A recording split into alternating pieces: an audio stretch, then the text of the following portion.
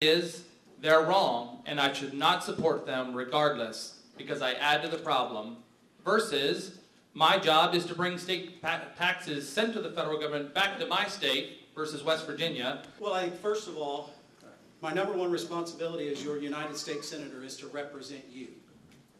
Secondly, I do believe earmarks are a tremendous issue. I think if you will read what the Heritage Foundation had to say about earmark spending, earmarks actually peaked in 2006 when voters went to the polls and threw out a bunch of Republicans. So people are telling us that the fiscal insanity has got to stop. So I'm opposed to earmarks. I will represent my state as best I know how, but we have to stop the out-of-control spending that's taking place on Capitol Hill. And I believe the way we do that is by trimming earmark spending. And I know that there's going to be some local communities, I've already had this question, that challenged me on this, but the bottom line is this: our government is spending way too much money, and we can start doing away with the fiscal madness by eliminating earmark spending. Mr. Boehme. You know, from the guy that's the outsider looking in, you know, I've been witnessing nothing but a bunch of pimps, prostitutes, and panhandlers. You know, they go to D.C. and they're literally, you know, I'm not sure that's the car keys I feel in my pocket or someone else's hands in my pocket. And this is a process that we must have to stop. We must stop that extra spending in Washington, D.C. We must stop the spending. That's the problem we're in today. We must stop the spending. I look to bring that back to our state, to have any kind of spending back here in our state. I've told folks all over Indiana that if you're looking to send me to D.C. to bring money back to our state, don't count on it. I'm not bringing $1 because that means that I have to stick my hands in someone else's pocket in another state and bring it back to our state. I'm going there to fight, to stand firmly, to keep others' hands out of our pockets and allow Hoosiers to keep our money. Mr. Stutzman. Earmarks. I believe that right now, when our country is facing a $12 trillion debt, let me just give you a quick understanding of the difference of a trillion and a million. A million is 12 days worth of seconds.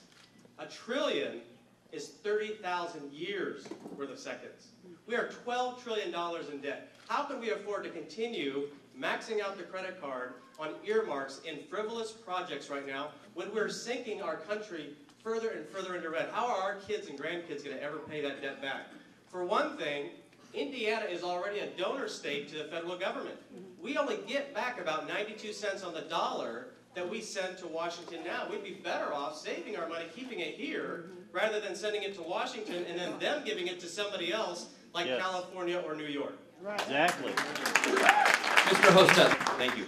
As a technical comment, the process of earmarks does not raise spending 1 penny.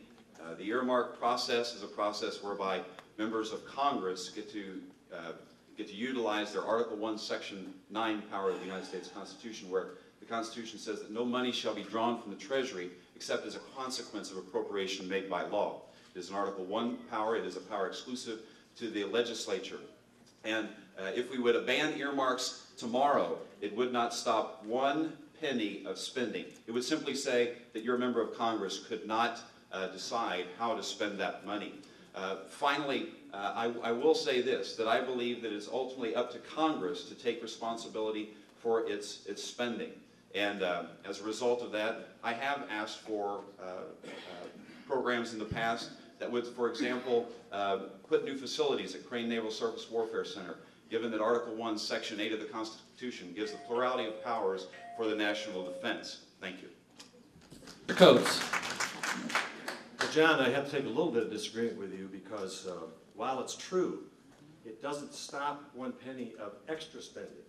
If we eliminated the amount of spending on earmarks and didn't spend it on something else but returned it to the taxpayer, it would make a difference. It would reduce our deficit, and we can apply it to reducing the debt. So there is a way to stop that. Now, this latest omnibus bill that was just passed by the Congress had some earmarks in it to the tune, I think, of in the several tens of billions of dollars. So yes, if you take that tens of billion and then spend it somewhere else, you don't save money.